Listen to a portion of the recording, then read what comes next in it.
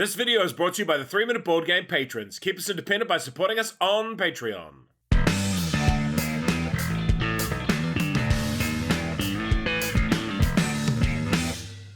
Kia ora koutou, welcome to this year's Top 100 Games of All Time video.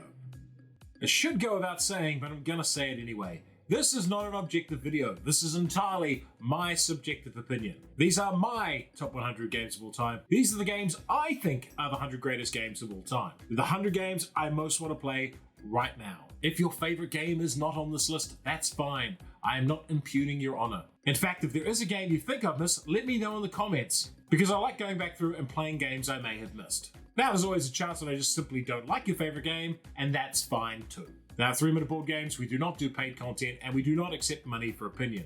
So in the absence of a big sponsor for this video, I'm just going to do a short promo for my game that's coming to Kickstarter, Shadow Moon Syndicates. The Shadow Moon is rotten with crime, and now it is bereft of leadership, as the leaders of the different syndicates scrabble for power. Can you recruit different members of these syndicates to your side and leverage their abilities to enrich yourself? Can you pull off different heists and criminal activities all across the Shadow Moon, or jamming, blocking, and interfering with your opponent's plans? Shadow Moon Syndicates is set in a world lovingly handcrafted by Arcus Games, with vicious, ruthless, and highly interactive rules designed by me. If you're into games that are highly interactive, have a high skill ceiling, and allow you to screw over your friends, please check out our Kickstarter here. Cockroach Poker is all about passing creepy crawlers to your friends and lying about what they are. A game all about lying, misdirection, telling stories, and trying to figure out how dodgy your friends are. ISS Vanguard is a massive game, in terms of the scale of the story and the amount of content it has. You'll manage a massive long-range spaceship and do tons of planetary exploration. And you better be fond of dice rolls. Fundamentally, it's a train game, where you build routes, collect goods, and fulfill orders. But it's dialed up to 11 with its novel train car system that lets you build up wildly variable powers. It's a reasonably simple tile, bidding, drafting, and set collection game, but what makes it special to me is how you arrange the artworks on your board to maximize their scoring, and also to create your unique museum. Remarkably simple rules, but incredibly deep for what it is. Castles is all about the castle tiles, drafting them and placing them in wacky ways in order to maximize your points. The most fun in this game is the process of building out your castle, and trying to figure out the best way to jam in all these crazy rooms. Not only is it a great area control game, it's one where you get to develop amazing magical powers as you progress through the game, and you can have your armies led by mummies and giant scorpions, and you're guaranteed to be jealous of every single other player's powers, even though they're jealous of you. The wide variety of awesome powers means that everyone gets to do something cool as well. Can be super brutal though, and favors risk-taking and take-no-prisoners gameplay. Planet Unknown is a tile drafting game where you place the tiles onto a planet to terraform it. How you place those tiles will unlock additional powers for you as well. And the centerpiece of the game is this lazy Susan that spins around, meaning that it's always handy for players to reach the tiles they need to draft. It's nice and simple and straightforward if you're all using the starter corporation and the starter planets, but the complexity can be shot straight up by using variable planets and variable corporations, which makes it like having two games in the same box. One of my favorite games in terms of appearance, I absolutely love everything about how Above and Below is presented. It's also a worker placement game that has exploration and story built into it as well, which is something quite different. Maybe not the best game for the ultra competitive, but there's something cozy and warm about Above and Below that you don't get in many other worker placement games. This little card drafting and push your luck game doesn't look like much, and it's got one of those themes that your eyes just glance over. It's about monks collecting books, but it presents both social deduction and a drafting puzzle to solve. And as a result, for such a short game, it feels really deep each time you play it. Unfortunately, Biblios is out of print and has been re-released as For the King, but I prefer the original. An auction game in its purest sense. The art in the game is fundamentally worth nothing until it is bid on, and by the process of people bidding, the art goes up in value. It's amazing how something that started off completely as an abstract game has ended up being such an incisive commentary on the art world. If you're interested in any kind of auction game, this should be the first one you pick up.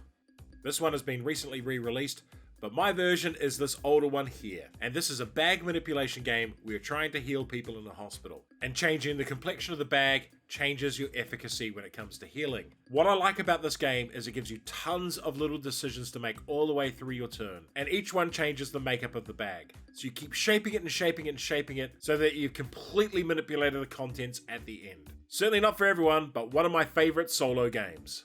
Space Corp is a card drafting and space exploration game with one really awesome defining feature. It's 3 games in one. In the first stage of the game, you're exploring out to the asteroid belt, the second stage of the game has you exploring our solar system, and the third stage goes interstellar. And you can play any of these games as a standalone or play them all together as one mini campaign. The scope and scale of the game is really cool. XCOM is based on the computer game with the same name, and it's all about defending Earth from an alien attack. The twist here is that XCOM the board game is a real-time affair, and every person playing will be a different member of the team. It does require an app, but it's an example of what apps can bring to board gaming because it presents an experience you simply couldn't do without one. Super tense and exciting, and amazing solo where you're handling all 4 stations at once. A game of 2 halves, with the first half being a novel drafting game where you get power-ups by moving around the Hatter's table. The second part of the game is area control battling, and these battles are resolved by pulling tokens out of a bag that you've populated by drafting stuff from the table earlier. This leads to incredibly tense battles and card drafting that matters. Also visually, it's absolutely eye-catching. What looks at the outset like a very traditional network building game where you're aiming to build the biggest airline possible is actually something quite different, because Pan Am is trying to gobble up all the other airlines. So here you're trying to build in Pan Am's way. You're trying to present your organization as a lucrative one that Pan Am wants to purchase and pay you a premium for. And through the course of the game, you use the money that you've been paid to buy shares in Pan Am, and the person who owns the most shares at the end of the game wins. So not only is it a family-friendly game that's easy to teach with a whole bunch of depth to it, it also explores predatory capitalism. Rush MD is another real-time game, but this time you are running a hospital. And each time you take an action, you place down a sand timer. You can't move that timer and take another action until that sand timer runs out. In Rush MD, you'll be picking up organs with tweezers, completing a whole bunch of different minigames, and generally just be in a mad panic trying to get the patient sorted. Lots of fun and incredibly noisy. Votes for Women is a card-driven area control game about the suffragette movement in the US and all the opposition to it. The 2 sides in the game represent the suffragettes and the patriarchy. Through the course of the game, you'll play cards and put influence onto the board in order to influence each state's opinion on this topic. The game has an amazing climax where you go through each state to determine how they voted, placing down either a green tick mark or a red X. As a card-driven game, it shares a lot with classics like Twilight Struggle, but it's far more accessible than that title. It also comes with a ton of supporting historic material, which I will always endorse. In the Isle of Cats, you're trying to draft cats and place them on your boat. Placing cats in sets together will score you a lot of points, but you're trying to fill up your boat as well. One of the cool wrinkles in this game is although there's basic scoring, you draft scoring cards and can change your own scoring through the course of the game. And there's something immensely satisfying about jamming all these random cats inside a boat. The game also comes with family-friendly rules that make it a lot simpler. This also makes it 2 games in the same box. A card drafting and set collection game with a couple of cool twists to it. First, its setting, a terrible undersea court full of malignant figures. And it's this creepy court you're trying to bring onto your side to win the game. And secondly, the pearls. Each time someone buys something off you in the game, you hear the satisfying clink of pearls being added to your collection. That said, it's just straight up an excellent drafting game. Dead of Winter is all about the zombie apocalypse, and in this game each player is playing not just one survivor, but a small group of survivors, and each group of survivors has their own agenda, and it's managing your own conflicting agendas with the desire of the group for survival that gives Dead of Winter its unique tension. There's a whole bunch of amazing storytelling in this game as well, and it can be frightfully brutal. I personally prefer to play it without direct traders and just increase the difficulty, because having each group selfishly wanting to complete its own objectives is more than enough tension without a full-blown traitor. Dune is an experience. It's a long game, and it's an intense negotiation game about building different alliances, ever-shifting alliances, between factions with game-changing and unique powers. Dune is not for everyone, and it requires a serious commitment, but it can provide some of the most rewarding experiences you can have in gaming. It also has a single best win condition in any board game, and that's where the Bene Gesserit player records at the start of the game who's going to win and on what turn, and if that player wins on that turn, the Bene Gesserit player wins instead. Lanterns is a wonderful looking but very light game where you collect lanterns based on how you place down the tiles. One of the defining features of the game is that cards are assigned based on your seating order, so every time someone places a tile, everyone gets to collect cards unless that card stack has run out. A game that keeps everyone at the table engaged for its full duration and does not overstay its welcome. A really good choice to end a session with, but best at 4 players. Mosaic is a bold game. It keeps all the things you expect from a Civilization game, but reduces it to taking 1 action per turn. This means the game hums along at a fast pace, and each player at the table has to focus on what the most important thing they need to do right now is. And by getting rid of all that busy work, you have this deeply intense Civilization game that rockets along to its finale. When I talk about Gloom Haven, I'm really talking about Frosthaven and Jaws of the Lion at the same time. Gloom Haven redefined dungeon crawling games, with its amazingly deep campaigns and its innovative card management system that made each and every class feel unique and different to play. In Gloom Haven, you don't just move 2 spaces and hit the monster with a basic attack. Every round of the game is a tactical decision. And I think it's that, more than the campaign, that makes it such an enduring title. Upper Deck Games keep putting out legendary titles, but none of them have come close to beating the Aliens deck building game. It's a cooperative deck building game, and it's not just about beating a monster or getting the highest score. Each of the 3 acts in a game will have different challenges you have to overcome, and that makes it very thematic and engaging for a deck builder. And there's just something about watching the face-down alien cards come through the vents towards your characters that really makes you feel like you're playing an alien game. In Museum, you are curators trying to obtain artifacts to jam into your museum. Museum is one of the most beautiful looking games I own. I love everything about the art and presentation of the game. And it's a tricky little card drafting and set collection game. One of the really cool things about it is you can actually access other people's discard piles and take cards from them, which adds an extra layer of interaction and sniping that I really like. Sadly, the company that makes this went bankrupt recently, and I don't know if we'll ever see it come back out again. Which is such a waste because the game itself is great, and it looks absolutely stunning. Power Grid is what pops to mind when I think of a classic Euro game. This one's all about building a power network and developing the power plants to run it. It has some very cool features like how in the first part of the game, only one player can be in each area, so you develop in your own parts of the board. But as the game goes on, you're allowed to cohabitate, crossing each other's territory. I also really like its live market, because if players keep investing in the same type of power plant, it drives the cost for those power plants up through the roof. If you've never tried a classic Euro game, definitely give Power Grid a go. Arcs is an absolute experience, a game that has redefined the 4X genre for me. It's brushed away the idea of spending 12 hours building up technology trees and replaced them with trick-taking and incredible reversals of fortune. This is a game that favors the bold, and I think anyone who likes high conflict games and games where you have to be dashing and bold to win should try Arcs out. It's also presented with no safety rails, so if you stuff up badly, that's on you. But on the bright side, for the depth of experience it offers, it doesn't have an incredibly long playtime, and you should be getting a game done in 2 to 3 hours. I still need to try the epic campaign expansion, The Blighted Reach. And my reaction to that expansion could send Arcs all the way up this list next year, or it could knock it all the way out. Who knows? But this game is so polarizing, it's hard not to have a dramatic reaction to it.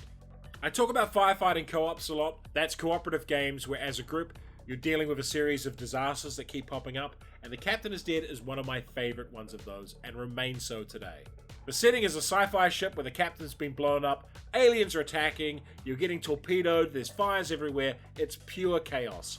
And you've got to try to get the jump drive fixed and get the hell out of there, using each of the members of the crew and their specialized abilities. The game is a love letter to science fiction, and remains one of the tightest and most engaging firefighting co-ops I've ever played. Some games are on this list because they're great games. Other games are on this list because I like them and I don't care what anyone else thinks. Defenders of the Last Stand is one of the latter ones. This game has too much going on in it. It's a firefighting co-op, it's an adventure game, it's a card management game, and it's a boss battler. In the game, you are a group of heroes trying to defend Last Stand from being attacked by 4 different groups of post-apocalyptic raiders. And to win, you have to take out all 4 of their bosses. But as soon as you take one of those bosses out, the game gets more difficult. So you have to ratchet up and get ready to take out all 4 bosses in as quick a time as you can, because once there's only one boss left, they just keep driving for your base. This game is not for everyone, but for me it hits so many right notes. It's so wacky and overblown, and yet I find it engaging every time I play it. It's really hard to get hold of because it was published by a terrible company that went bankrupt shortly after it was released. Everdell looks like a cutesy tableau building worker placement game full of fluffy, adorable animals. But don't let the veneer fool you, it's actually a very tight and very competitive game. It's all about building up your village, and there can only be a certain number of cards in your village, and once they go in, they stay there. So a lot of times when people play, they rush to fill up their town, and they fill it up way too early. So Everdell has this very unusual pacing, and I find that pacing really interesting. I have not chased the many expansions for this one though, and only play with the Pearlbrook expansion. And frankly, I don't think the game needed anything more than that. Everdell out of the box is pretty good, and my only complaint was the end game goals, and those are solved in the Pearlbrook expansion with the monuments. So while the game has a beautiful cover, I wouldn't recommend judging it by it, because there is a very solid game to be had with Everdell. Acropolis is a rapidly paced tile drafting game where you are trying to build up a Greek city and score points by matching up different building tiles. Acropolis also allows you to build in 3 dimensions, and you get more points the higher up you go.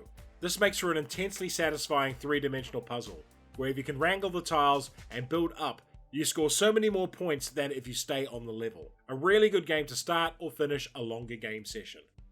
One of the few worker placement games I've ever played that works better at higher player counts. For me, Architects comes alive at 4 and 5 players, and that's because unlike most worker placement games, there isn't a reset phase. You start with a ton of workers and you get to place one down each turn, and each time you place a worker, you'll get a benefit based on how many workers you've placed there already. If you're building up too big a stack of workers, someone will come along and arrest them, and then you'll have to claim them back. But this creates a constant cycle of workers going onto the board, you building up power with them, someone seeing that you're getting too much power and taking them away from you, and then you having to get them back. And it creates a flow and pattern of play that makes Architects of the West Kingdom hum along at a really rapid pace. And the reason it works so good at 4 and 5 players is the board fills up quicker. There's also a ton of cool things you can do with the Craftsman, and a fantastic solo mode as well. Space Cadets takes starship operations and turns them into a bunch of silliness. Each of the stations you'd expect to see on a starship bridge are represented by a mini-game. For example, to fire the torpedoes, you have to flick the torpedo marker along this track. And all of these mini-games are done in real time. So while you can come up with a cohesive plan, if people fail to execute their jobs, everything can go out the window. You can end up with your ship going in the wrong direction, shields pointing the wrong way, and completely miss with your torpedo spread. And while that's intensely hilarious, it's also fascinating when the game clicks with people and you move from being this clown show crew to a crew that can actually pilot the ship and get it going the right way and complete the missions.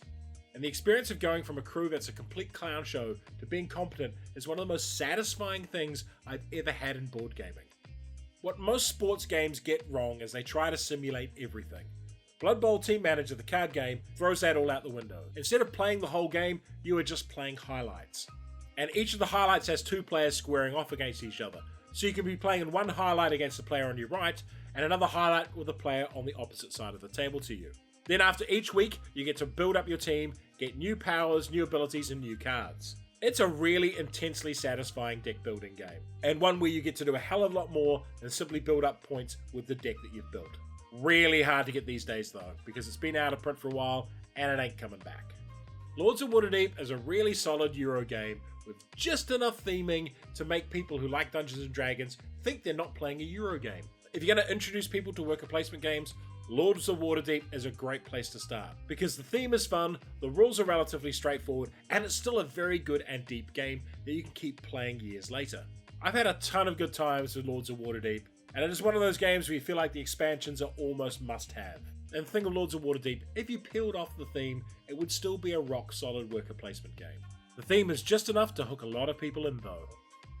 Dawn of the Zeds is a solo game where you are defending a town from a zombie attack. It can be played cooperatively, but I've personally only ever played it as a solo game. It is an incredibly tough and brutal game, with an event deck that absolutely hates you and wants to see you destroyed. You have to manage your resources very carefully, and you cannot hold the line everywhere. You cannot hold back the zombies without taking casualties, and it's a matter of choosing what battles to fight and when to pull back that makes this an excellent game.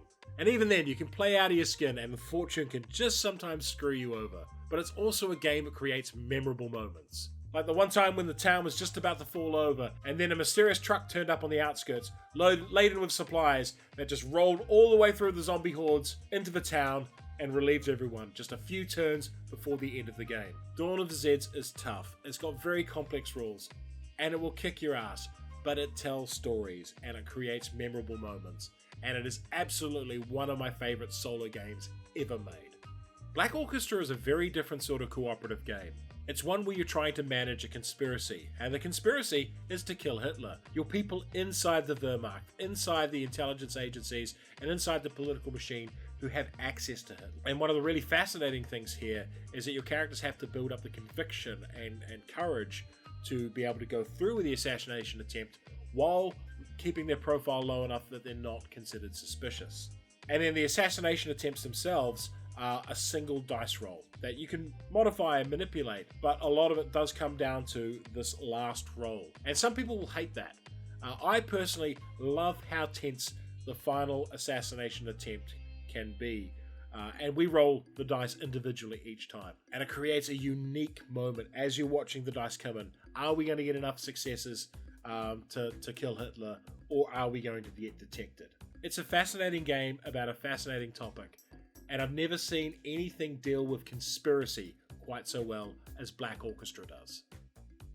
Dune Imperium is a game that keeps going up in my estimation every single year, and this has got a big bump this year because I'm a big fan of Dune Imperium Uprising. They're both amazing worker placement games in the Dune setting, but Uprising makes battles worth more, and it makes me feel like the worker placement spots, there aren't so many iffy ones. I think it's a refinement of the original game, or if not a refinement, tailoring it more to what I wanted out of a Dune game. I wanted it to be a little bit more confrontational and a little bit more in your face than the original Dune Imperium was. So Dune Imperium is a great example of me warming on a game over time because I didn't particularly like it when it came out. Sentinels of the Multiverse is a boss battling cooperative game, and one of its defining features is its pre-constructed decks for each of the superheroes. Because each superhero has a pre-built deck and it's not from a customizable pool, they can be developed to be very focused on specific mechanics that are only for that hero. So in many ways, the pre-constructed decks of Sentinels allow the designers to do a lot more than would be allowed in a comparable game like Marvel Champions or Arkham Horror the card game. And each of the bosses is its own interesting and unique challenge. And the mix of heroes you bring to the battle makes a massive difference. Sentinels of the Multiverse is a forever game. It's one of those games that if you are into it, you can play 1,000 games of it, no worries. And I've played this a bunch.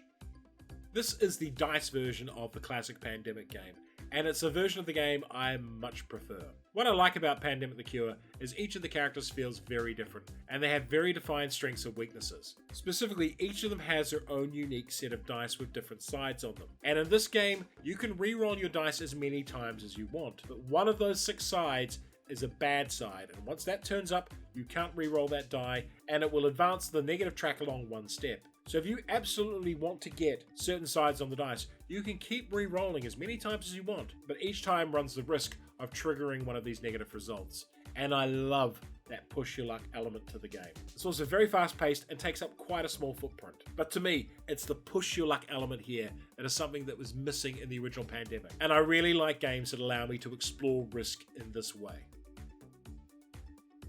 The Crew is a trick-taking cooperative game, and because trick-takers are so popular, this is a really easy one to teach just about anyone. What I like about it is each hand only takes a couple of minutes, and you can adjust the difficulty of the game to suit your group, steadily increasing the complexity until you find a level that you're really comfortable at. Alternatively, you can play through the whole campaign, which has steadily increasing difficulty as it goes on. There are 2 versions of this game, and I prefer the Mission Deep Sea one, because it has a greatly improved variety of missions in it, thanks to its mission cards. But if you only have access to the first game, it's still really good as well. 58 Oathsworn Eat into the Deepwood. Oathsworn is a game that's played over 20 chapters, and each of those chapters is broken into 2 parts.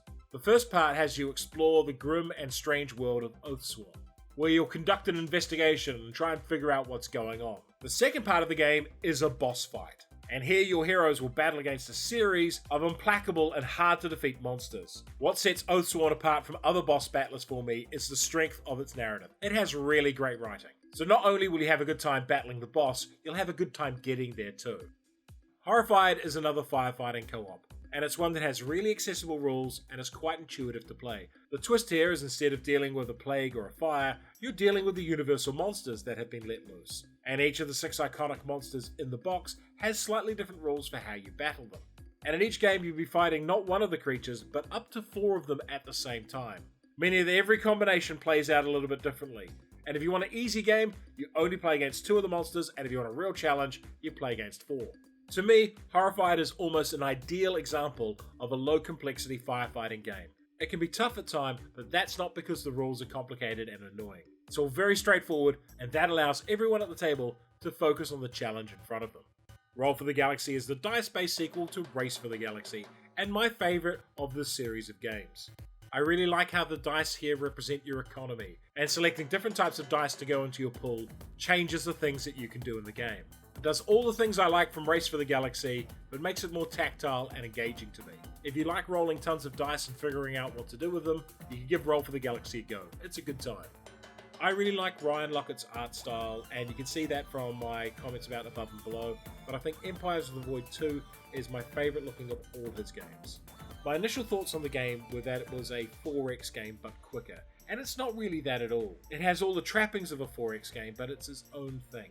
And what it is an extremely characterful space opera game. You're essentially one big ship roaming around this sector of the galaxy, and there are only a handful of planets for you to explore. But you need to build alliances, you need to recruit people, you can subjugate planets. It feels more story-driven than most 4X games would be. And that's why I kind of rate it as its own thing now. A beautiful-looking, unique space opera. With the possible exception of the number 1 game on this list, this is my most played game of 2024. Six Nimmt, which is also known as Take 5, appears to be a very simple card game. And it is a very simple card game, but there's just something magical about the game. But it doesn't matter how much thinking you do behind it, how well thought out your strategy is, the decisions made by other people can just land you in hot water. Every time we play, there's lots of table talk, lots of cursing, lots of laughing when someone has to take a giant stack of negative points. It's a light, silly, fun game, and I'm totally here for that right now. Harmonies is a very pleasing and pleasant game. It's all about drafting tiles, building habitats, and then populating them with creatures. It makes you think of its drafting and animal placements, but the act of actually building your island is quite relaxing too. It's a competitive game, but it's not one where you're at each other's throats. And my pick for the best new couples game of last year. Win or lose with Harmonies, I always feel like at the end of the game that I made something, and that's fun. While Arx has turned the 4X genre on its head for me, I still have a soft spot for Star Trek Ascendency. And that's because despite all its foibles, inadequacies, and balance issues, Star Trek Ascendancy is so incredibly thematic that I just cannot help but love it. I am a big fan of Ludo narrative consistency, and that is when a game's mechanics match its theme, and every single one of the factions fit with everything I know about them from watching way too much Star Trek. If you want to get in people's faces and just constantly fight battles for the sake of fighting battles, play the Klingons. If you want to wheel and deal, play the Ferengi. And if you want to be strange and inscrutable, play the Vulcans. I'll forgive so many of Star Trek Ascendancy's little problems because it does the big thing right. It properly feels like the Star Trek universe. Suburbia is a fantastic drafting and city building game, where how you place your tiles and how they interact with each other has a huge impact on how your city works. And almost all of it is really logical.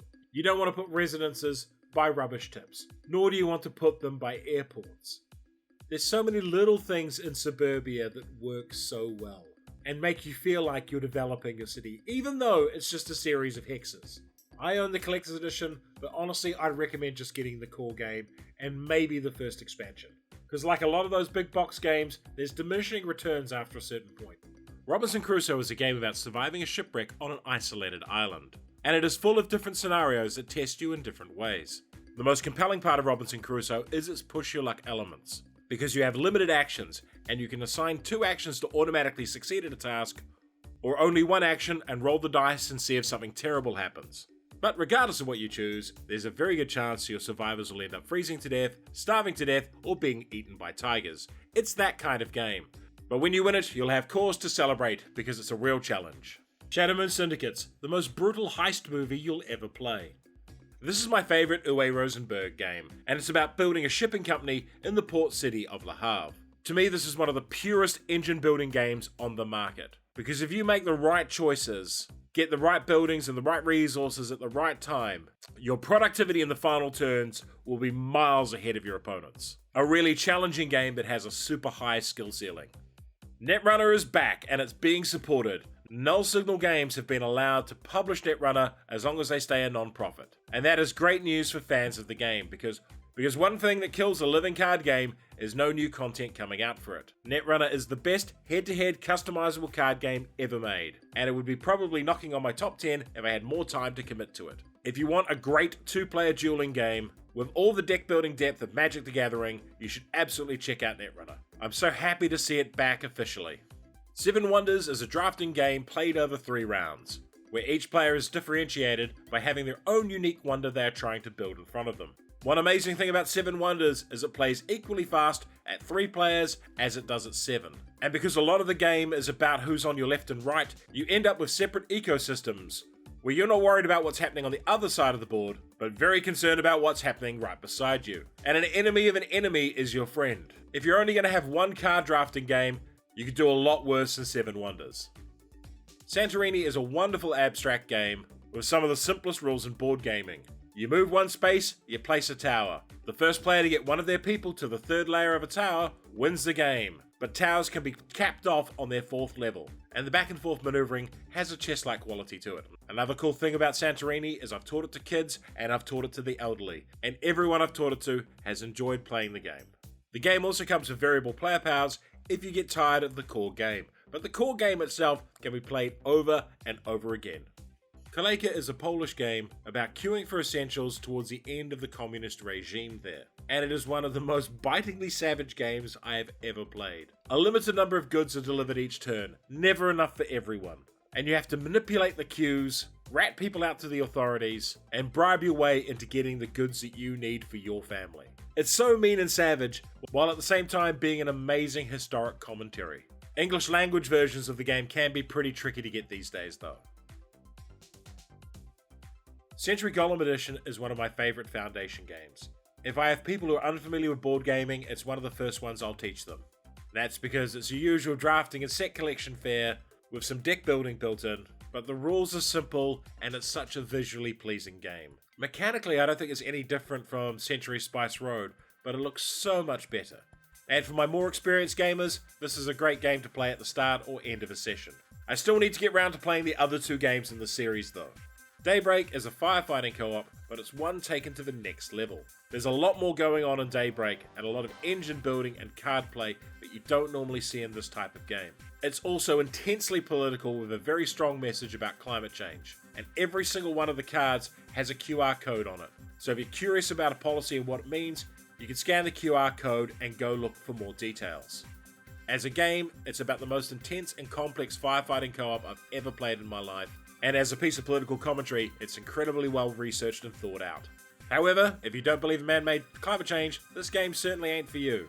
Final Girl is a solo game about being the survivor in a horror movie. Well, you're aiming to be the survivor in a horror movie. It has a very different business model to most games, where there's a small core box and then you buy movie boxes that come with a location and a killer. And each game you'll play with 1 location and 1 killer, but you don't have to play with the matching ones. And this means you can mix and match that content to your heart's content. The core gameplay is dice and card based, and it's all about managing your limited resources in order to build up the right cards at the right time to defeat the killer. I recommend this for every solo gamer out there, but I do recommend only buying the starter box and 1 other expansion to start with, because if you hate the core gameplay, more expansions ain't gonna fix that.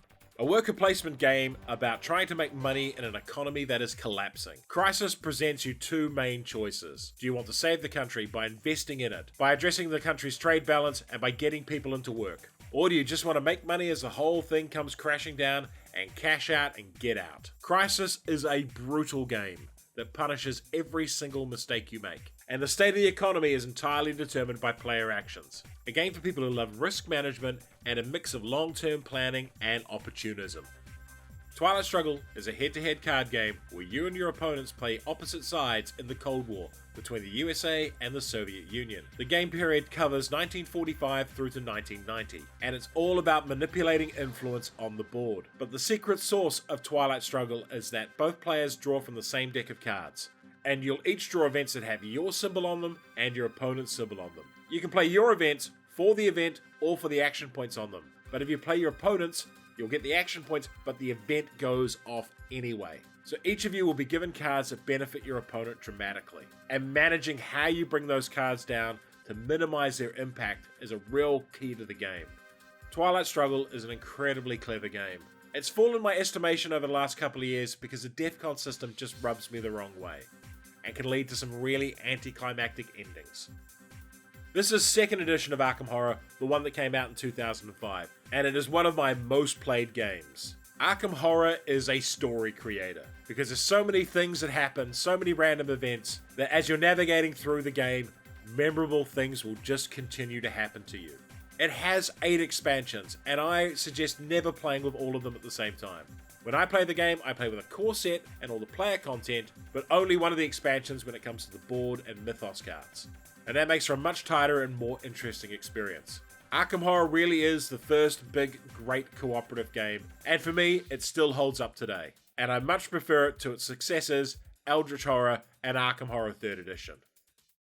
Underwater Cities is an action selection game where you're trying to build these underwater complexes and all their supporting infrastructure. There are 2 things I really dig about Underwater Cities.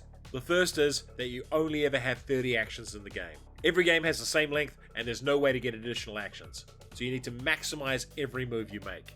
The second one is that there's card play that interacts with worker placement slots, and the good cards tend to tag along with the poor worker placement slots. And if you can't match those 2 up, you only get to take the benefits of one of them. And for me, that makes for some incredibly interesting decisions on what you prioritize each turn. I see people compare Underwater Cities to Terraforming Mars, but that game is much looser and allows you to create a sprawling tableau of cards. Underwater Cities is far more focused and far tighter.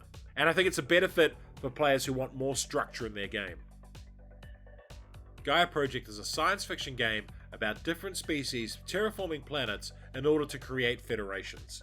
And Gaia Project presents you with tons of decisions to make. Firstly, each of the factions plays very differently, and not only has different types of planets they like to colonize, but has completely different abilities, and even costs for buildings. Then there's the 6 different tech trees that you advance down, and you won't be able to advance down all of them through the course of the game. So figuring out what strategy works for your current faction in its current situation is a really big deal. Gaia Project is an intensely deep game, and one that rewards repeated plays with the same group. It'll definitely get your brain burning though. Paths of Glory is a card-driven wargame where one player plays the Central Powers and one player plays the Entente during the First World War. It's a game where your cards have multiple uses. You can either spend them for action points, you can spend them for their events, or you can spend them for their reinforcements. Once the war is going in full, you can be fighting across a dozen different fronts, and you only have 6 actions per turn. And that leads to certain fronts heating up for a while and then cooling down. And the game also compels you to fight and attack even when the odds are terrible. If the Allies don't fight the Germans hard on the Western Front, the Germans can use those troops and any reinforcements to just smash into the Russians on the Eastern Front. So you have to attack, at terrible odds at times. The theme won't be for everyone, but if you are interested in the First World War, Paths of Glory is an amazing game. Hearts of Htonica looks like the driest, dullest Eurogame ever made. And let me tell you, that is not what it is at all. It is a vicious, vicious game. It's all about getting your cubes in your opponent's face and forcing them to remove them, while they in turn are trying to do the same to you. I've never played a non-confrontational game that is so confrontational, and yet it's also incredibly clever. There's tons of different approaches to score points, and you can't get locked into a strategy. You need to take advantage of all the opportunities that are presented to you. Hearts of Htonica is what I call a Millennium Falcon. It may not look like much, but it's got it where it counts. Liberalia is an incredibly clever game, where there are 40 different potential cards you can have, but each player starts by drawing 6, but they draw the same 6. Everyone then selects a card in secret and plays it, but you know exactly what cards your opponents have, and they know exactly what you have, so it's all about outmaneuvering your opponents even though you start on a completely level playing field. Liberalia is highly interactive as well, and every round of the game will result in someone getting screwed over by someone else. I much prefer the new version of the game because I thought the old one looked ugly as sin, and the new one has a bunch of mechanical improvements as well. Cadian's First Light is a science fiction worker placement game that uses dice as its workers. There are 3 things to really like about Cadians. The first is that big numbers don't always mean good numbers, so the game's not liable to be won by the person who just rolled 6s all the time. Secondly, there's a ton of locations and different things you can do in the game. So you have this massive decision space on what to do with your dice each game. And the third one is the leaders. They're all really powerful and all somewhat broken. And I love variable player powers that feel on the edge of broken, because everyone should be able to do something game-changing in a game like this. They also give you a good steer on your strategy and allow you to try out different aspects of the game each time.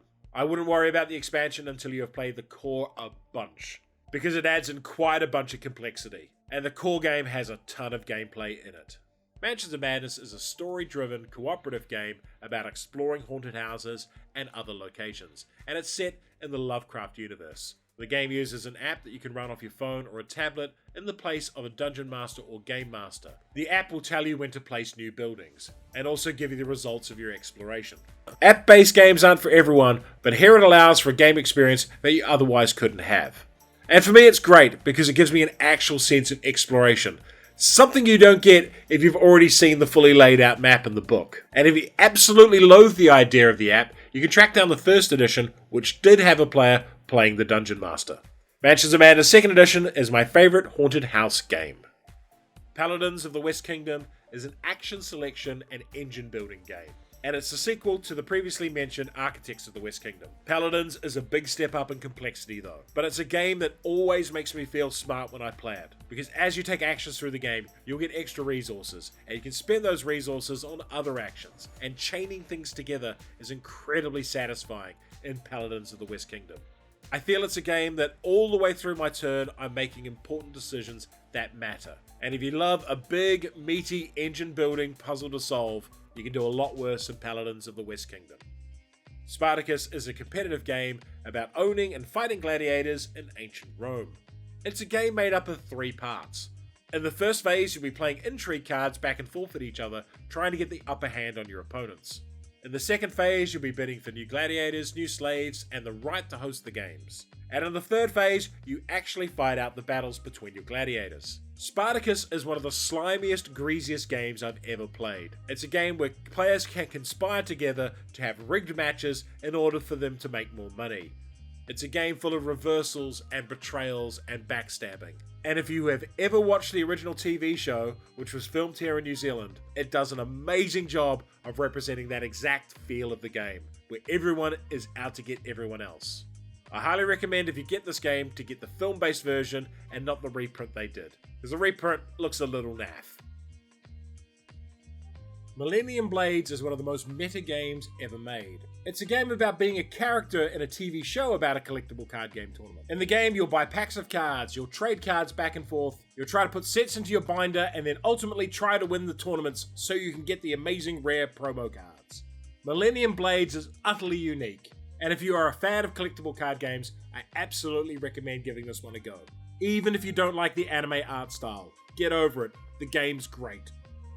Anachrony is a futuristic worker placement game with a handful of really fascinating differences. First, there are 2 types of spaces for your workers, inside your base and out in the wastelands. And in order to go out to the wastelands, your workers need to power up mech suits. The idea of the game is that you are preparing for an upcoming disaster. And you know about this disaster because your future selves have informed you of it. So the game also has a time travel system that allows you to send resources from the future back to the past. I also just love the overall presentation of the game and its amazing Art Deco style. And underneath all that chrome, it's still one of the best worker placement games on the market. Block by Block Uprising is a firefighting cooperative game that explores civil disobedience. You are rising up to take over a city because of the injustices that have been happening to your fellow blocks. And the enemies in this game are the police. I find Block by Block fascinating because it feels more like a war game than it does a traditional firefighting co-op, as you marshal your forces across the board in rolling battles with the police. I also like that it's unapologetically political and doesn't shy away from what it is. If you want a game that feels a little bit like Pandemic, but more like a war game, give Block by Block Uprising a go. I was really hopeful for this game's remake, Waterfall Park, but all Waterfall Park made me do is love Chinatown even more. Chinatown is a trading game, where you are assigned building plots and shop types at random. In order to maximize your points, you need to have contiguous blocks of property, as well as like sets of shops. And you can only achieve this by trading with other players. And the game just has such a hubbub and energy when it's on the table.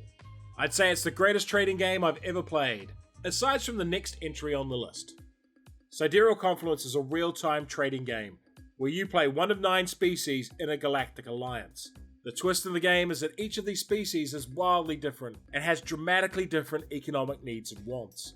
In order to get the best outcome for your species, you'll have to do beneficial trades with other players all around the table. Siderial Confluence is probably the most amazing board game design ever, in terms of all its moving parts and how well they fit together. And there's nothing quite like seeing a game of this going, where people are trading resources back and forth. Stunningly clever, and if you like trading games, this is the pinnacle of them.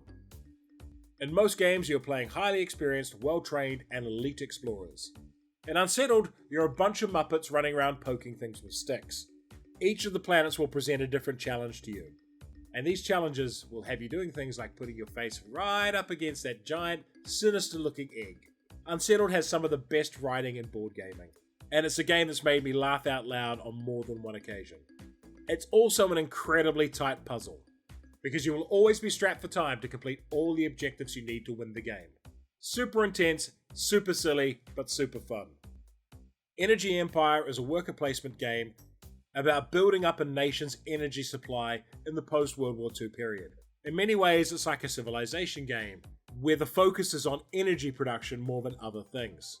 Energy Empire has a very unusual pacing, where you'll either take actions on your turn, or you'll spend the turn to generate power. And in most games, you'd want to string out those actions as far as possible before generating power to recover your workers. In Energy Empire, choosing the right moment to generate power, even if you haven't put all your workers out, is the absolute key to winning. And I find it a deeply fascinating and interesting worker placement game. Very cool theme too, and I love all the components. It's a lot friendlier than the other Manhattan Project games as well. Azul is an abstract tile placement game about placing tiles. And that might sound like the most boring thing on the planet, but trust me, Azul is an amazing game. You'll draft tiles from the center of the board and try to arrange them in different patterns on your main board. What elevates the game for me is that if you bring on too many tiles and you can't manage them, you have to dump them into your discard pile. And every tile you discard costs you a ton of negative points. So despite being a tile placement game about placing tiles, it has this vicious streak to it, especially at 2 players. One of my favorite abstract games of all time. Yokohama is a game set in the fascinating Meiji Restoration. This is a period in Japan's history where in 40 years they went from feudal society and samurai swords through to an industrialized society with steel battleships. In Yokohama, you are a business owner and you move around the board placing your influence in different spaces. The more influence you have in a region, the stronger the actions you take are. So you manage your moves around the board growing your business.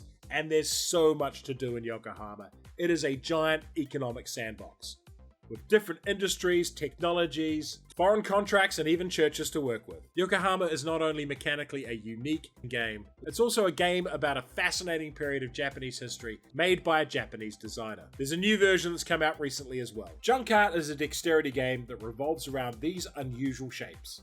There are 10 different game modes in it.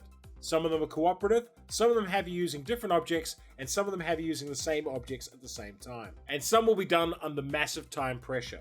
And one of the amazing things about Junkart is just how high you can stack these irregular shapes. It's like a far, far, far better Jenga. Every time you play this game, there'll be those moments where the last piece just doesn't quite balance and the tower comes tumbling down and everyone roars with laughter. It's a fantastic group game. Tyrants of the Underdark is an area control and deck building game, where the different cards you add in dramatically change how you influence the board you're playing on.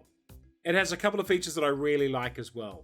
The first of which is agent tokens. Normally you can only place influence adjacent to your current influence, but agents allow you to teleport across the board, and also allow you to screw with your opponents. I've said in the past that I don't like deck building games that are just deck building for the sake of it. In Tyrants of the Underdark, I get to do something with the cards I've purchased. I get to go to war with my friends. And due to the nature of it being a deck building and area control game, every single turn in the game accelerates and gets more dramatic. Until the last couple of turns, you are throwing around massive combos, placing tons of influence, and smashing your opponents. In Xia, Legends of a Drift System, you're a space captain of a small ship, desperately trying to become space famous. What I like about the game is that it is a massive sandbox. You can become a freighter captain, a pirate, a bounty hunter, a smuggler, a taxi, an archaeologist, a miner, and an explorer. The map of the sector is randomly generated each time you play it. Throughout the course of the game, you'll explode many times, because the game is a fickle beast, and it's not a game you can take too seriously and be ultra competitive about. It's all about spending an afternoon pootling about with your spaceship, exploring things, and doing odd jobs. And there's no other game quite like it. Battlestar Galactica is a team game, where the human players are taking on the Cylon players. The tricky thing is, you might not know you're a Cylon player until halfway through the game. Battlestar Galactica is all about suspicion, because the Cylon players will be trying to sabotage the efforts of the human players, but don't necessarily want to give away their secret identity straight away. There's very few games that create this level of table talk, finger pointing, accusations, and general banter at the table. It has been re-released as Unfathomable, which is mechanically an almost identical game, just with a Lovecraftian theme, because the original Battlestar is out of print and pretty damn hard to get at a reasonable price. War of the Ring is a character-driven and card-based war game that tries to recreate the Lord of the Rings. And while it plays loving attention to all the details of the setting and all the different factions therein, it allows you to replay and recreate the war in your own way. It also has two different ways to win. You can either win a military victory by fighting out battles on the main board, or you can win by sinking the ring or corrupting the ring bearer. And that makes every move you make in the game have a trade-off. Spend too much time focusing on the ring, and you might lose the battles on the board. All said though, War of the Ring is a magical game. It's epic and grand, and it really puts you in charge of telling your own version of the Lord of the Rings. Nemesis is a semi-cooperative game about waking up on a spaceship with terrible aliens crawling around. In many ways, it's more of an alien game than any alien game that's ever been made, and it captures the atmosphere of waking up from cryo-sleep and not really knowing what's going on extremely well. But my single favourite thing of the whole game is you are given two missions at the start of the game. One is cooperative, one is selfish. And if you want to play the backstabbing game, you secretly pick the selfish objective. If everyone picks the cooperative objective, everyone will be working together to win. Selfishness, betrayal, and backstabbing in this game is opt-in. And I think that presents players with a fascinating conundrum. And it's always interesting to see who tries to play it cooperatively and who doesn't. An incredibly rich and thematic experience, but sometimes brutally unfair. It's a Wonderful World as a fast-paced card drafting engine building game, and it does a lot in its very compressed time frame. The game only lasts for 4 full turns, but in that time you will play combo after combo after combo. This is an engine building delight, and in many ways allows you to do what you can do in a full game of Terraforming Mars, but crams it into about a quarter of the playtime. Sets up and packs away in no time as well. In Argent the Consortium, you are at a magical college, and the previous chancellor of that college has gone missing, in mysterious circumstances, and you want his job, so you have to win over a whole bunch of mysterious supporters in order to be elected to this position. Argent is a worker placement game, but unlike most worker placement games that are passive-aggressive, it's just full-on aggressive. You can learn spells such as Fireball to blow up other players' workers. And there's so many ways to expand your power base in Argent that every time I play it, I find something new to do. The end game where you find out who all the secret supporters were and who they voted for is always tense as well. And I love that the game has this amazing finale rather than just counting up points. Terraforming Mars is one of the great engine building games, and it's one game I've played a heck of a lot. The thing that keeps bringing me back to Terraforming Mars is that every time I play it, regardless of what corporation I'm playing, I always get a different hand of cards and have to make do with them. And it has such a wide scope and space for engine building within the game, that it just has a knack of staying fresh. That said, as time goes on, they keep releasing more and more content for the game, and I'm not sure it's needed. I personally don't play with the Turmoil expansion anymore, because I found that added nothing to the game other than bloating its playtime. And if they do add more content, I hope it's just more maps and cards. The game doesn't need any more subsystems. That said, there's still few things more satisfying than finishing a game of Terraforming Mars and looking across this massive tableau of cards you've built with all its interchaining effects. Very satisfying.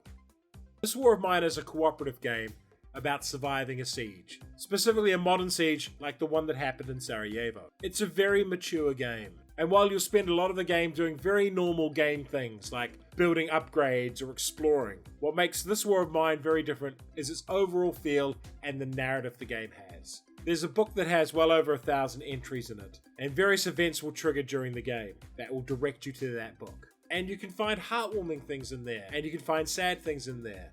and you can find terrifying things in there. But all of them are the sort of things that happen to people under sieges. This War of Mine is not necessarily a game you play for fun, but you do play it for the experience.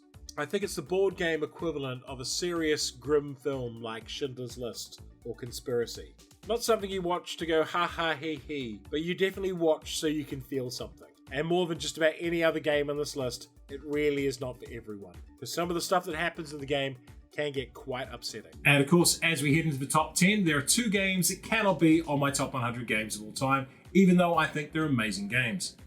The first of which is my designed Red Dust Rebellion, and by extension all the other games in the Coin series. The second of which is my upcoming title, Shadow Moon Syndicates. I think both these designs are really good and I'm intensely proud of them, and I consider them to be forever games. But it's up to people other than me to rank these games on their game lists. Red Dust Rebellion should be hitting stores about the time this video comes out, and Shadow Moon Syndicates should be hitting Kickstarter not long after that.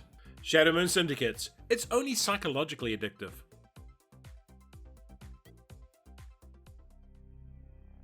My number 10 greatest game of all time is a game about space exploration. It's about starting a space program and trying to discover all you can about our solar system. It's a game that involves a ton of math, but it's an incredibly rewarding and deep experience. I love it so much, I got a custom box made and even airbrushed a funky new cover myself, because the box it originally comes with is kind of junk. That game is Leaving Earth. There's a lot I love in Leaving Earth, but the single biggest thing is its risk system. You see, every time you develop a new technology, it comes with a set amount of risk cards. And every time you use that technology, you shuffle them up and draw one out. Some of them are successes and some of them are failures. Failures cost less to fix. And the thing is, you might test a piece of technology multiple times and constantly draw out successes. And then when you go to use it in a situation that matters, turns out you've been shuffling the 2 successes and there's a critical failure in the middle of the stack. The idea that failing and testing allows you to progress faster is absolutely fascinating to me. I also love how each of the planets, when you go to explore them, might be a little different than you remember. Venus has a small chance of actually being a livable planet, because so much stuff about our solar system we didn't actually know until we sent probes. And I love that Leaving Earth replicates this. That all said, this game can be very tricky to get a hold of, because it is an ultra small publisher. And if doing long division at high school was your idea of a nightmare, you'll absolutely hate this game too.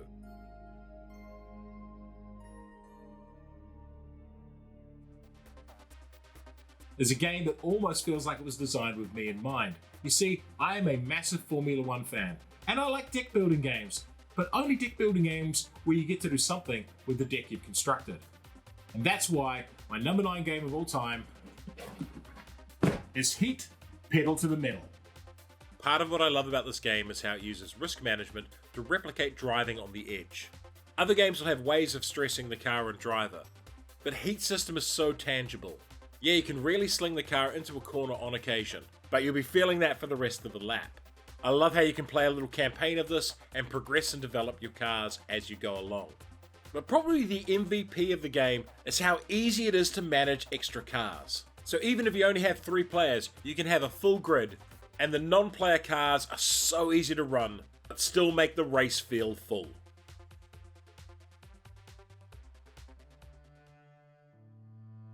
The number 8 greatest game of all time, according to me, a game inspired by Jane Austen, Upstairs, Downstairs, and Downton Abbey. That game is, of course, Obsession, by one of the nicest guys of board gaming. Obsession is a very clever game, because not only does its concept draw you in and make everything you do in the game make sense, and create wonderful thematic moments where you're inviting certain characters to different activities around the household, it's also an incredibly tight action optimization game, where you are trying to wring as many points as you can out of every single play. It's not a frivolous game at all, and a really good example of how you can have a deep, rich, and amazingly thematic game that isn't based around direct conflict. Because very rarely do your houses interact, despite competing for the hand of the Fairchilds. But yet it still feels like a competition, and you still care what the other players are up to. I also just love the table talk that comes from this game, especially if you play the game with people who've read and watched way too many period dramas.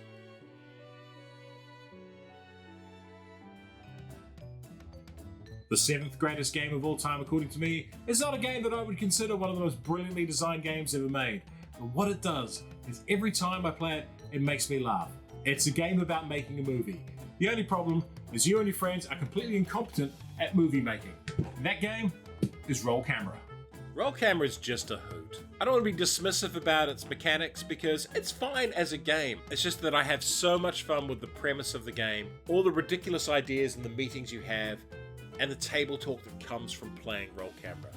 It's all the little things in this game that add up to it being a magic experience for me. I love the art style of the game too. It's very cartoony and very silly. And it does such an important thing. Remind you that board games should be fun to play. And you know, there's nothing wrong with some good competition at times, but sometimes you just want to sit back and play a silly game with your friends and have a good laugh. And Roll Camera is a fantastic game for that.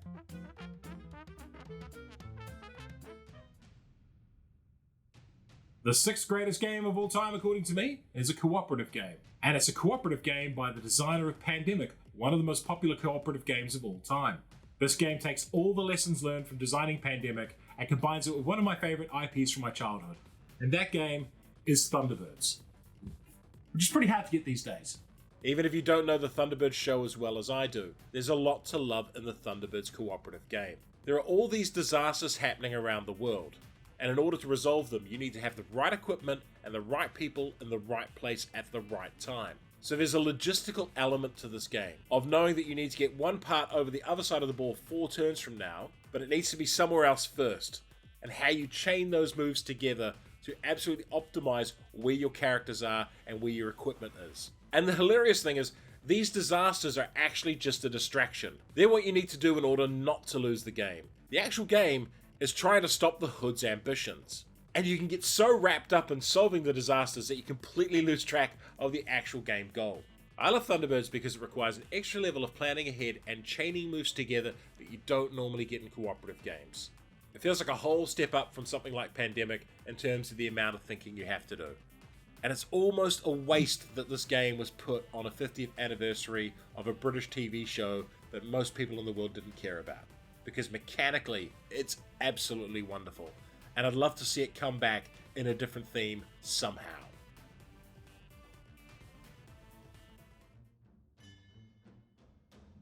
Number 5 is a game about opportunism, and it's about building networks and placing buildings. And say what you will about Board Game Geek and their influence, sometimes they get it bang on, because their number 1 game is my number 5 game, and that game is Brass Birmingham.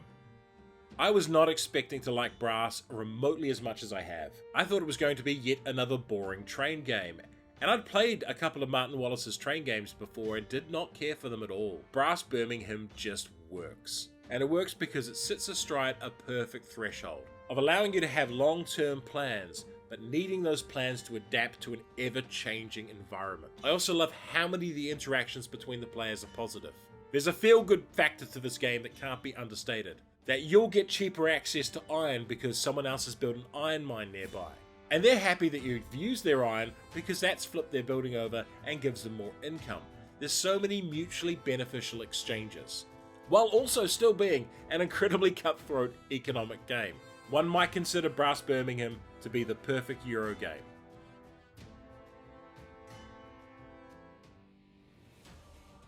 The number 4 greatest game of all time, according to me, is a thematic game. It's one based on a very, very popular IP. It's a grand strategy game and it's driven by its characters, and a shining example of why games inspired by films don't need to be rubbish. That game is Star Wars Rebellion. The cat and mouse factor of Star Wars Rebellion is what makes it special. It has a lot in common with War of the Ring, and a lot of what I said about War of the Ring applies to Star Wars Rebellion, but I think Rebellion does it a little bit better. In particular, I think the cards in the game are a little bit more exciting and dynamic and give you more options than they do in War of the Ring. I also really like that you can choose the characters that you recruit. So you might have a telling of Star Wars that doesn't involve Obi-Wan Kenobi at all. The conflict system is neat, the timing and pacing of the game is amazing, it's always a nail-biter, and there's just so many little clever moves and interactions between the Rebel and Imperial players. And the two factions are very different to play. The Empire has so much strength and so much might, but the galaxy is such a big place. And you can crush the Rebellion if you can concentrate your forces, but you've got to find them first. And the rebels, you are the constant underdog, but you can hit and run and juke and strike and throw the Empire off balance. A wonderful back and forth game between two very different factions that perfectly embodies its theme.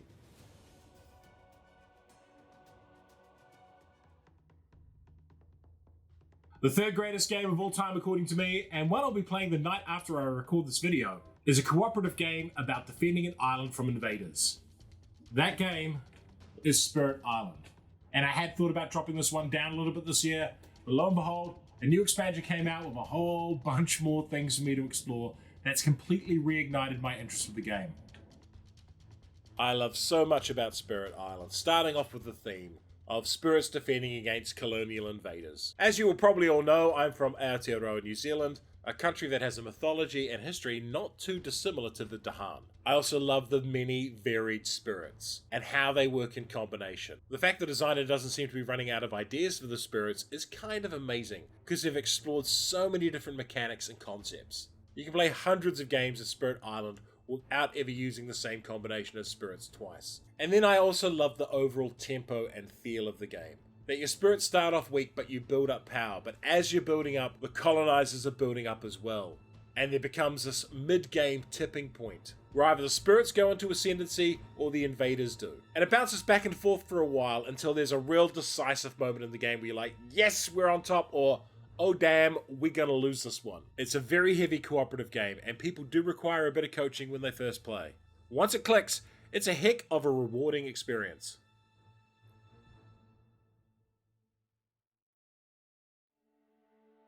The number 2 greatest game of all time, according to me, recently got a brand new special edition that added a ton of chrome to it.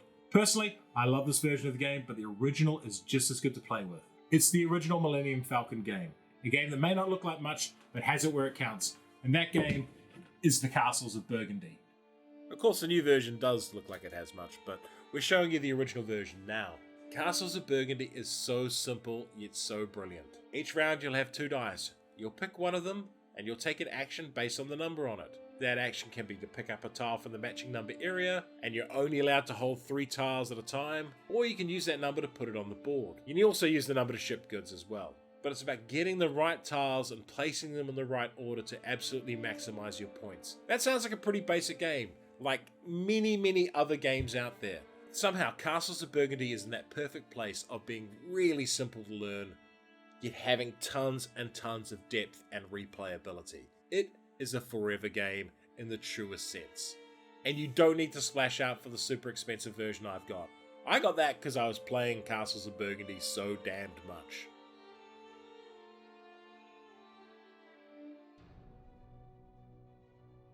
And the number 1 greatest game of all time, according to me, should come as no surprise. It's a game I've been doing special videos for, and the game I have played by far the most this year, and that game is Arkham Horror, the card game. In the last calendar year, I've gone through 6 of these campaign boxes. We've been playing this a bunch, and I've been playing it a ton more on Tabletop Simulator. Arkham Horror, the card game, just does so much that I like. It allows me to explore the game system because I can create characters using the customizable card pools. It's cooperative, and I love playing cooperative games with my friends. It's story focused, so every time I'm playing the game, I feel like I'm immersed in some kind of story that's unfolding on the table in front of me. It's in the Cthulhu mythos, which I absolutely adore. And it's about the closest thing to a role-playing game you can get while still being a board game. I've played through most of the content now, with only Edge of the Earth and the Forgotten Age being the only 2 campaign boxes we haven't tried yet. I like the game so much that I printed out 3 fan-made campaigns, and we're going to try them as well. And those campaigns are Call of the Plaguebearer, Dark Matter, and Cyclopean Foundations. And the latter one we're going to try with my Arkham group very shortly. Having a weekly Arkham game to go to that I know is going to be a quality gaming experience every week has made working on all the games I need to work on for the channel so much easier. Because if I have a bad night playing a rubbish game for the channel for the purposes of review, at least I know at the end of the week I'm going to have a great game of Arkham Horror. And it's these ongoing positive experiences after playing the game multiple times a week for over a year now that make Arkham Horror the card game my favorite game of all time, the greatest game of all time. And that concludes this year's Top 100. Hopefully you take this list as some inspiration for some fun games out there you might want to try. And if you think there's some fun games that I've definitely missed that you'll think I'll enjoy, let me know in the comments. As things like Castles of Burgundy being number 2 on this list will testify to, I actually listen to those comments and do try the games out that are suggested to me. Castles was one of those games. And a reminder, 3 Minute Board Games does not do paid content. Either support us on Patreon or check out one of my game designs. And until next time, take care everyone.